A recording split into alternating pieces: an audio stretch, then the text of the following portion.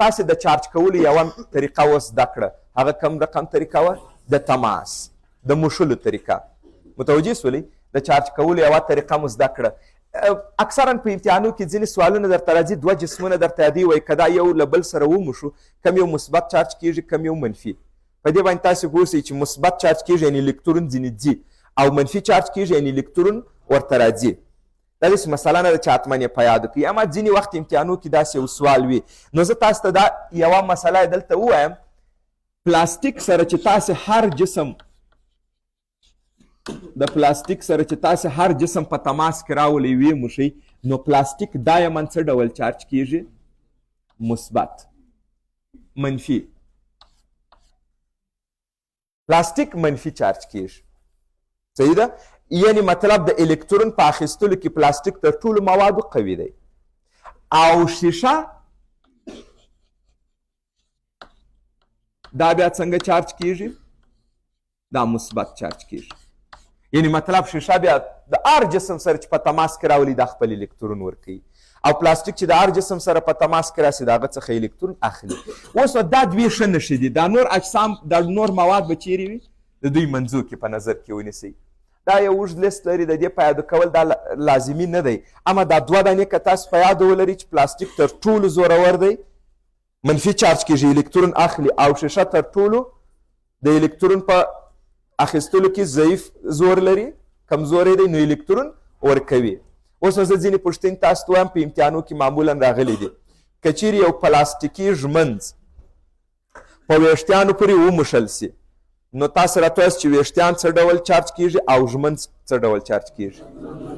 ژمنځ مثبت، ژمنځ منفي، ویښتیان مثبت. یعنې د ویښتیان څخه الکترون انتقالیږي چیرې؟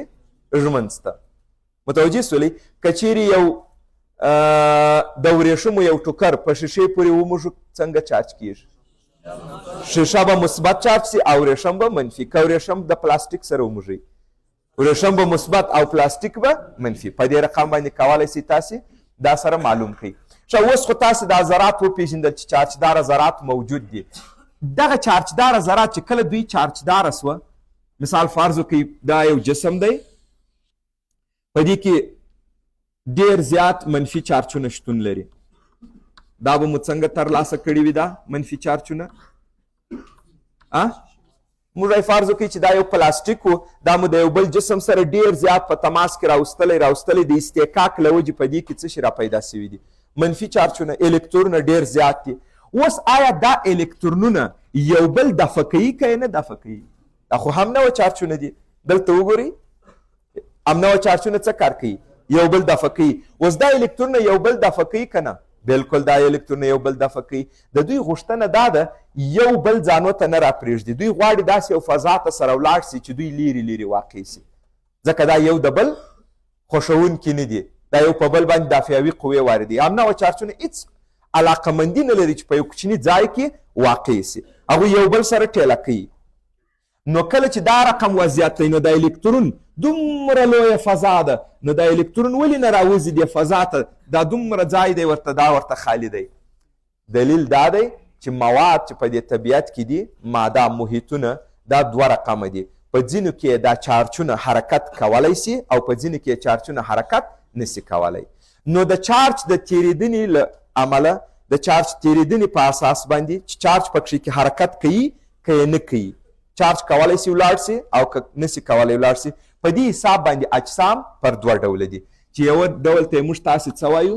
هادي جسمونه، او یو ته یې وایو غیر هادي، یا یو بل لفظ هم ورته لرو، څه ورته وایي؟ عایق.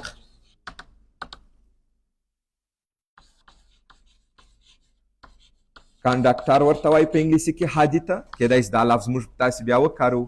او انسولیټر ورته وایي. نو دوه رقم اجسام دي، یو ته وایي هادي جسمونه، کنډکټر، او یو ته څه وایو؟ غیر هادي جسمونه.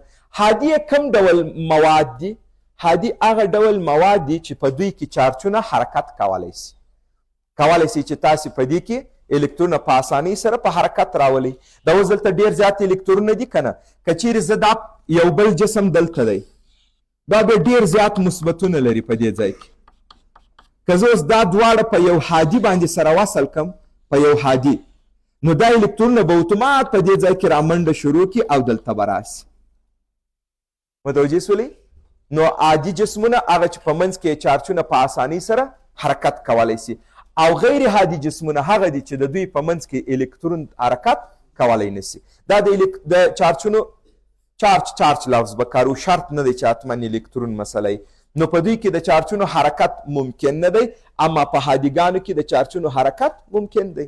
هغوی چارج ته حرکت ورکوي او دا نور چارج ته حرکت نه ورکوي. نمونېګانې څه دي؟ د هادي نمونېګانې د هادي جسمونه فلزات.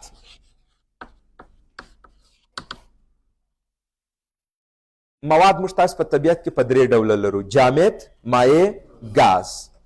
په جامداتو کې فلزات هادي دي.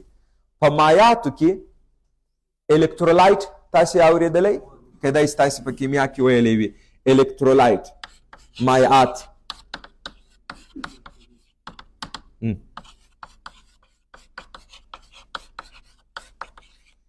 الکترولایت دا مایع سوه، اما دا هم کولی شي چې چارجونو ته حرکت ورکړي. یو توپیر لري، فلزات جامدات دي، دا چارج ته حرکت ورکوي. الکترولایت دا مایعات دي، دا هم چارج ته حرکت ورکوي. مګر په فلزاتو کې الکترونونه حرکت کوي، اما په الکترولایت کې آیونونه حرکت کوي. متوجه سولې؟ لکه د کلورین منفي آیون په دې کې حرکت وکړي، د هایدروجن مثبت آیون په دې کې حرکت وکړي. نو په دې کې حرکت څه وي؟ د آیونونه وي. اوس موږ باندې فرق نشته چې الکترون حرکت وکړي که آیون حرکت وکړي.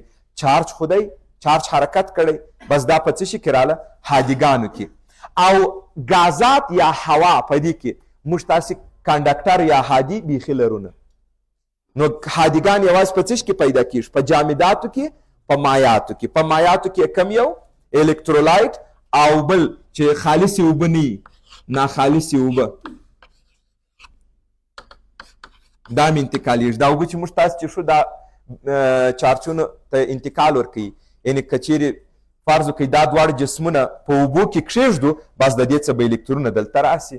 اما که خالصې اوبه وي، خالصې اوبه یعنې مثال په هغه کې منرالونه و، ویټامینونه و، نور شیان پکښې منحل نه وي، بیا په هغه صورت کې دا چارج ته جریان نه ورکوي، چارج نه پرېږدي چې د دې له منځ څخه تیر سي.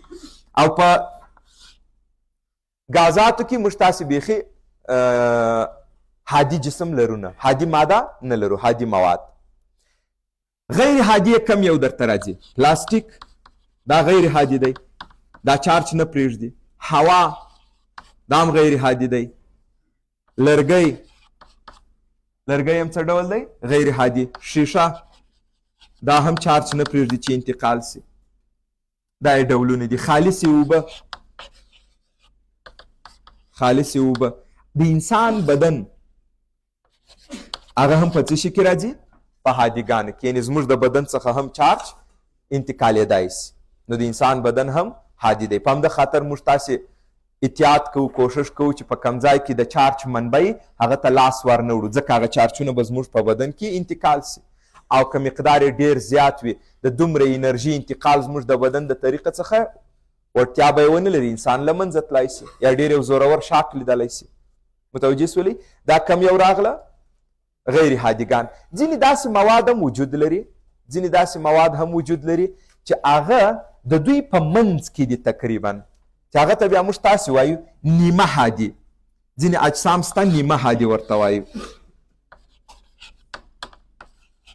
سیمی کنډکټر ورته وایي په انګلیسي کې. نیمه هادي بیا څه رقم دي؟ نیمه هادي دا بیا ارتباط لري د تودوخې په درجې پورې. په ځینو حالاتو کې د هادي په څیر عمل کوي، په ځینو حالاتو کې د غیر هادي په څیر عمل کوي. که د تودوخې درجه ډیره لوړه دی بالکل د هادي په څیر کار کوي او چارجونه خپل له ځان څخه انتقالوي. اما که د تودوخې درجه ټیټه وي بیا وګورئ دی د عایق په څیر عمل کوي او چارجونه له ځان څخه نه انتقالوي. سیلیکان جرمانیم دا هغه مواد دي چې د نیمه هادي رول لري. دوی د نیمه هادي په څیر. نیمه هادي مطلب څه؟ لږ اجازه ورکوي، لږ اجازه نه ورکوي؟ نه، ځینې وخت د هادي په څیر، ځینې وخت د غیر هادي په څیر په ټیټو درجو کې بالکل د عایق په څیر کار کوي او په لوړه تودوخه کې د هادي په څیر یعنې چارجونه پرېږدي چې د دوی څخه انتقال شي. کاربن هم په څه شي کې راځي؟ کاربن هغه هم په هادیګانو کې راځي، یعنې هغوی هم چارجونه انتقالوي. بیا په هادیګانو کې یو تعداد یې ډېر ښه چارج انتقالوي، یو تعداد یې د چارج په انتقالوي خو یې اما په مقابل کې مقاومت هم ایجادوي، خنډ هم جوړوي. نو په دوی کې بیا ځینې داسې هادیګان وجود لري چې هغه د چارج د انتقال په مقابل کې یوه ذره خنډ هم نه جوړوي او ډېر ښه چارج ته جریان ورکوي. هغه ته بیا سوپر کنډکټر وایي، یعنې په هادیګانو کې هغه بهترین هادیګان یې چې هغه سپین زر او مس دي. متوجه سولئ؟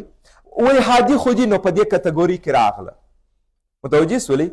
او غیر هادي په دې بڼه کې درته راغله.